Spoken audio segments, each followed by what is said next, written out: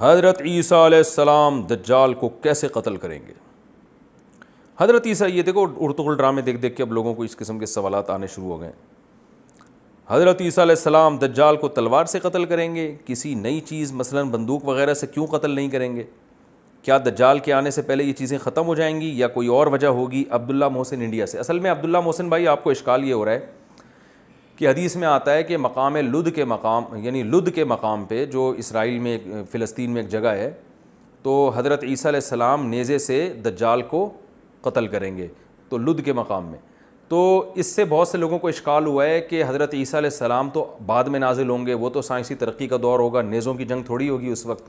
تو اس لیے علماء نے اس حدیث کے دو جواب دیے. ایک تو یہ کہ نبی صلی اللہ علیہ وسلم نے نیزے کو بطور مثال کے بیان کیا ہے، کیونکہ آپ صلی اللہ علیہ وسلم اگر اس دور میں بتاتے کلاشن کوف سے، تو لوگوں کی کیا سمجھ میں آتا کلاشن کوف کیا ہوتی ہے، بم کیا ہوتا ہے، میزائل کیا ہوتا ہے.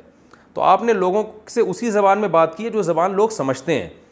نیزے سے مراد ہے، نیزہ نبی صلی اللہ علیہ وسلم کے دور کا اسلحہ تھا جو جنگوں میں کثرت سے استعمال ہوتا تھا. تو نیزہ اصل میں ایک تعبیر ہے، عنوان ہے اس اسلحے کا جو حضرت عیسیٰ کے دور میں استعمال ہو رہا ہوگا.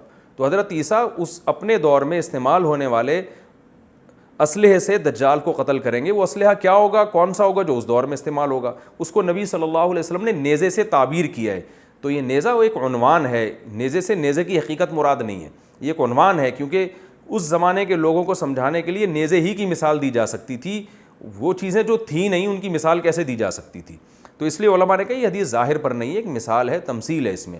اور بعض علماء نے کہا یہ بھی ممکن ہے کہ نیزے سے نیزہ ہی مراد ہو، اور عین ممکن ہے حضرت عیسیٰ کے دنیا میں آنے سے پہلے ایک عالمی جنگیں چھڑ جائیں.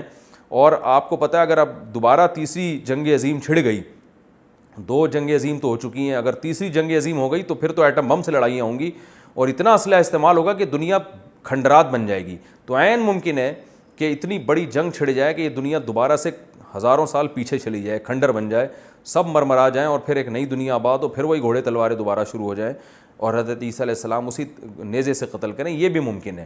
تو دونوں مطلب بیان کیے گئے حدیث کے. تو اصل جو فوکس کرنا ہے وہ اس کو کرنا ہے کہ دجال بھی آئے گا، حضرت عیسیٰ بھی آئیں گے اور حضرت عیسیٰ علیہ السلام کے ہاتھوں دجال کا قتل ہوگا.